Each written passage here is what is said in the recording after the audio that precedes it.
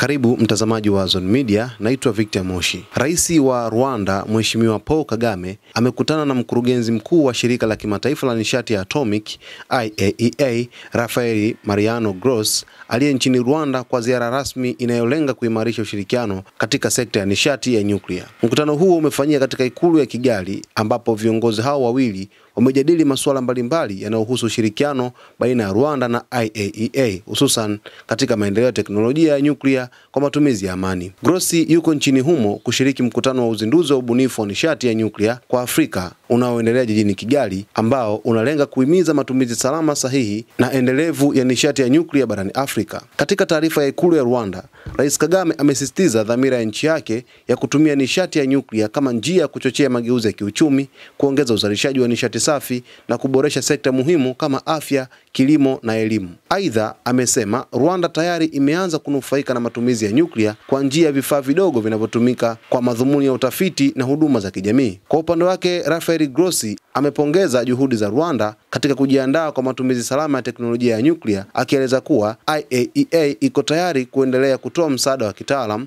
mafunzo na vifaa ili kuhakikisha nchi hiyo inatumia kikamilifu fursa zinazotolewa na nyuklia kwa maendeleo ya watu wake. Mkutano huo unatarajiwa kuwa sehemu ya juhudi za bara la Afrika kujumuisha nishati ya nyuklia katika mipango yake ya maendeleo endelevu, huku ukisisitiza usalama, uwazi na matumizi ya amani ya teknolojia hiyo nyeti. Ikiwa vuguvugu la nyuklia linazidi kuendelea katika nchi baadhi kama vile Iran na nchi nyingine, nchi za Afrika pia zimepata bahati ya shirika hili la IAEA kuwataka kutumia teknolojia hii kwa ajili ya kuweza kukuza uchumi wa watu wa Afrika. Hii ni Zone Media, jina langu naitwa Victor Moshi.